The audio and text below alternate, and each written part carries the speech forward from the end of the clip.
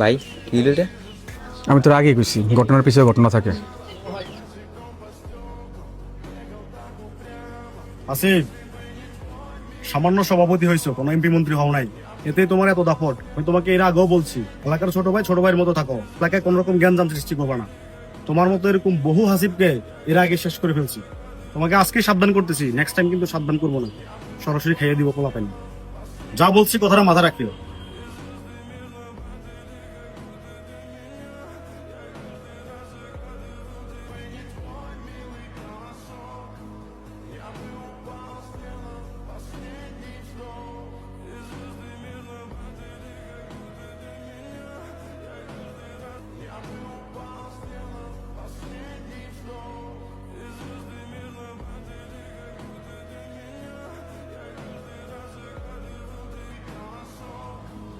আরে মানুষ রে, একটু আগে ভাই আমার লগে কথা কই গেছে।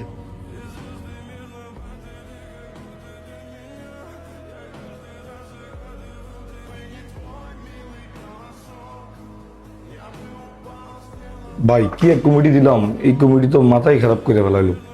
কয়েকদিন পর পরে একটা না একটা জামিলার লাগিয়ে থাকে। এই যে এত বড় একটা ঘটনা ঘটলো, এখন উপর থেকে আমাকে প্রেশার দিতেছে। এই জন্যই আমি তোমাকে বলছিলাম মাঠ পর্যায়ে তদন্ত করি কমিটিটা দেওয়ার জন্য। এখন চিন্তা করলে আপনার কিভাবে এখন সমাধান করা যায় সেটা দেখেন। হ্যাঁ, এখন এটা সমাধানই খুঁজতেছি। এক মিনিট ভাই। আসসালামু আলাইকুম ভাই, এটার জন্য আমি দুঃখিত ভাই। ভাই বিষয়টা আমি যেভাবে হোক সমাধান করতেছি ভাই, এটা আমার উপর ছেড়ে দিন।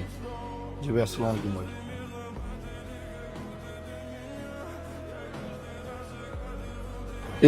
আপনি রহিমের জসিম সাহেব কি বলেন আমার অফিস আসতে? ঠিক আছে, সন্তরা, আমি কয়েকদিনের জন্য মালদ্বীপ যাইতেছি। এলাকায় এমনি একটা মার্ডার হয়েছে, সব আঙ্গুল কিন্তু আমাদের উপর চড়তেছে। সবাই ভাবতেছে এই মার্ডারের পেছনে আমাদের হাত আছে। এখন এই যাই ঝামেলার মধ্যে তোরা চাইছ আবার কোনো যাই ঝামেলা করিস না, কোনো তর্ক বিতর্ক করা দরকার না কারোর সাথে, যতদিন পর্যন্ত আমি না আসি। ভাই আপনি তাহলে আসবেন কবে? পরিস্থিতি ঠান্ডা হলে আমি নিজে এমনি চলে আসবো। ভাই তাহলে সুজন বাইরে বলে যান আমাকে দিকে খেয়াল রাখতো। তাহলে ভাই আমরা এলাকা থেকে চলে যাই। না না, এই ভুল এখন করা যেত না। এখন যদি সবাই যদি একসাথে সরে যাস তাহলে মনে করবো যে আমরা এটা করাচ্ছি। ঠিক আছে ভাই, আপনি এটা নিয়ে টেনশন নিয়েন না, আমরা আসি। ফলাফান যাতে কোনো যায় ঝামেলা না জড়ায়, কোনো তর্কে না জড়ায়, ঠিক আছে নি? ফলাফানের দিকে খেয়াল দিয়ে লাগবে। চলো কেমন?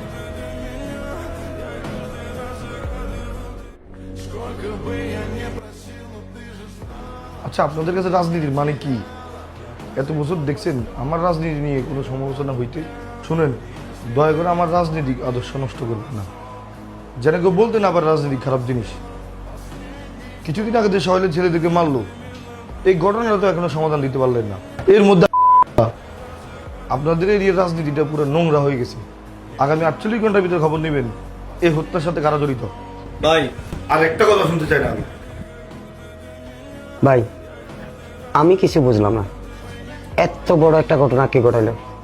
আমার মনে হয় সবকিছু নাটক গুরু তুমি। ভাই আপনি এটা কি থাকুন, আমি তো এটা বুঝলাম না।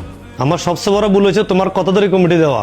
কয় টাকা পাইছি আমি, এখন তো আমার পদ নিয়ে টানাটানি। সব প্রেশারটা তো আমার উপর আপনারা দিতেছেন। 80% টাকা তো আমি আপনারাই দিলাম, আমি আর কি নিলাম? কি জসিম আমার মুখে মুখে তর্ক করতেছ? ভাই তক্র করতেছি না তো, প্রথম থেকে তো শব্দ আমার উপরে আসতেছে। ভাই আর ক্লিয়ার জানি মনে হয় এই সব কিছুর পিছনে হাসিব মেয়ের হাত আছে। না রে সাকিব, আমার এমন মনে হয় না। ঘটনার পিছনে অন্য কোনো ঘটনা থাকতে পারে। আমরা চোখের সামনে যা দেখি সবসময় তা হয় না। আদার তোর কি মনে হয়? হ্যাঁ ঠিক আছে। কি কস তুই ভুলভাল কথাবার্তা, নাকি এটার পিছনে তোর আদা আছে? এ ভাই আমার সমস্যা কিটা, যে কোনো বেজাল হইলে আমরা আমার জড়ানো কিনলে মানে বেজাল একটা সেটার মধ্যে আয় দেয়, সবসময় আইসলে ভালো লাগে না।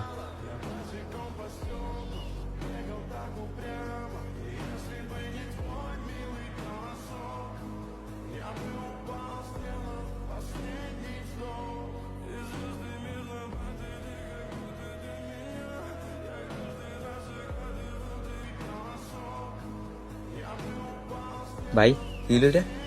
আমি তোর আগেই কইছি ঘটনার পিছনে ঘটনা থাকে।